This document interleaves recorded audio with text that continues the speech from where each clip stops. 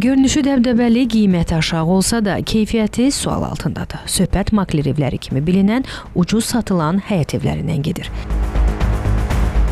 Real bazar qiymətindən dəfələrlə ucuz satılan bu evlərə son zamanlar tələbat da çoxdur.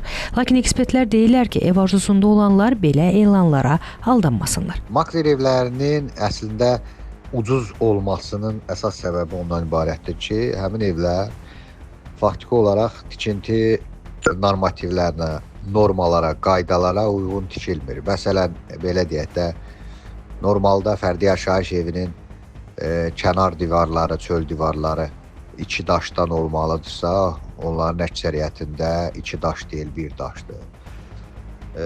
Evin özülü betondan bərkidilməlidirsə, həmin evlərdə bu baş vermir. Eyni zamanda evin tikintisində təbii ki, daha çox ucuz tikinti materiallarından istifadə olunur.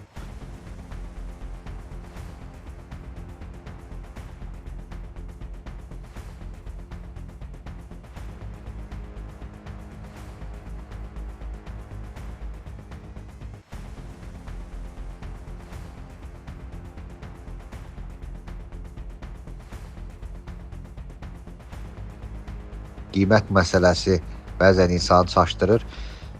Qiymət aşağı olduğuna görə bu cür məsələlərə diqqət olunmadan alqı-satqıya gedilir. Amma hesab edirəm ki, buna diqqət etmək lazımdır. Çünki bu gələcəkdə evin istifadəsi zamanı müəyyən kommunal xərclərin də artıq sərf olunmasına gətirib çıxarır.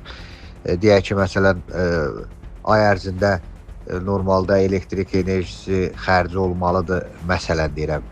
20 manat bu cür evlərdə olur 70 manat. Qaz sərfiyyatı həmçinin artıq istifadə olunur və s. və ilaxır. Belə hallar kifayət qədərdir. Ona görə də bu cür məsələlərə diqqət olunması vacibdir.